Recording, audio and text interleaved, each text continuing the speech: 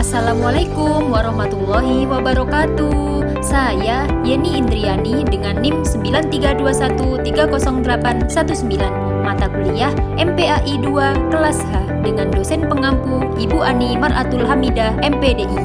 Pada kesempatan kali ini, saya akan memaparkan konten pembelajaran yang bertemakan toleransi sebagai alat pemersatu bangsa. Assalamualaikum warahmatullahi wabarakatuh. Nah, yang pertama kita akan membahas tentang pengertian toleransi. Toleransi adalah sikap membiarkan orang lain untuk dapat melakukan sesuatu sesuai dengan kepentingannya. Sedangkan toleransi beragama artinya masing-masing umat beragama membiarkan dan menjaga suasana yang kondusif bagi umat atau pemeluk agama lain untuk dapat melaksanakan ibadah dan agamanya tanpa dihalang-halangi oleh siapapun. Nah, menurut Undang-Undang tahun 1945 pasal 29 ayat 2 disebutkan bahwa negara menjamin kemerdekaan tiap-tiap penduduk untuk memeluk agamanya masing-masing dan untuk beribadah menurut agama dan kepercayaan itu.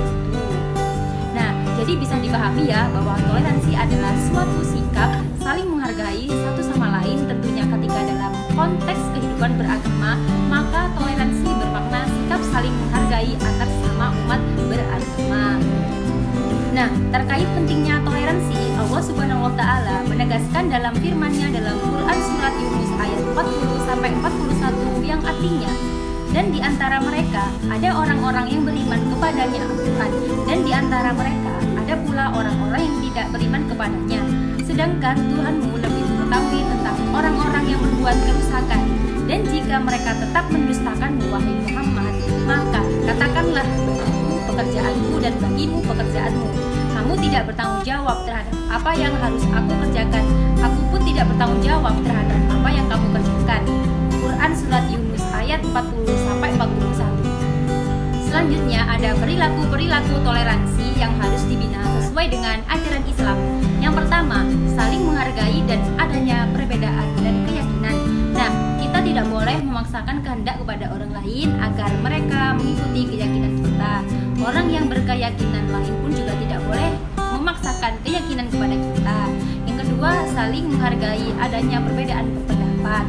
Yang ketiga, belajar berempati dengan merasakan apa yang dirasakan orang lain, sehingga kehidupan menjadi lebih rukun, tertib, dan damai. Selanjutnya, kita akan membahas tentang menghindarkan diri dari tindak kekerasan. Sebelum masuk ke pembahasan, kita kupas dulu ya, apa itu kekerasan. Nah, jadi kekerasan adalah tindakan agresif dan pelanggaran yang menyebabkan atau yang dimaksudkan untuk menyebabkan penderitaan atau menyakiti orang lain, ataupun bahkan binatang sekalipun. Baik, kita kembali ke pembahasan ya, pentingnya persatuan dan kerukunan untuk mencegah tindak kekerasan. Persatuan dalam ajaran Islam secara umum disebut dengan ikhwan, yaitu persaudaraan yang secara umum, ukhuwah Islamiyah, yaitu persaudaraan dalam Islam, atau bisa juga kumpulan individu manusia yang bersatu atau menjadi satu. Jelas bahwa persaudaraan menyebabkan orang dapat berbuat damai dan perdamaian, maka persatuan dan kesatuan umat bisa dapat diwujudkan. Tanpa persatuan, orang akan mudah bertindak semena-mena terhadap sesama, bahkan terhadap orang seagama sekalipun. Dalam Islam, perilaku kekerasan terhadap siapapun sangat dilarang. Terbukti dalam isi Quran surat Al-Maidah ayat 32 yang artinya, oleh karena itu, kami tetapkan suatu hukum bagi Bani Israel bahwa barang siapa membunuh seseorang bukan karena orang itu membunuh orang lain, atau bukan karena berbuat kekerasan di muka bumi, maka seakan-akan dia telah membunuh semua manusia.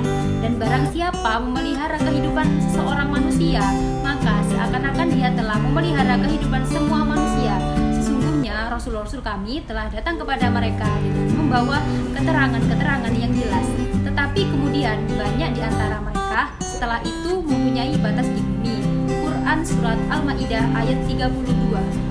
Surat tersebut mengandung isi bahwa nasib kehidupan manusia sepanjang sejarah memiliki kaitannya dengan orang lain.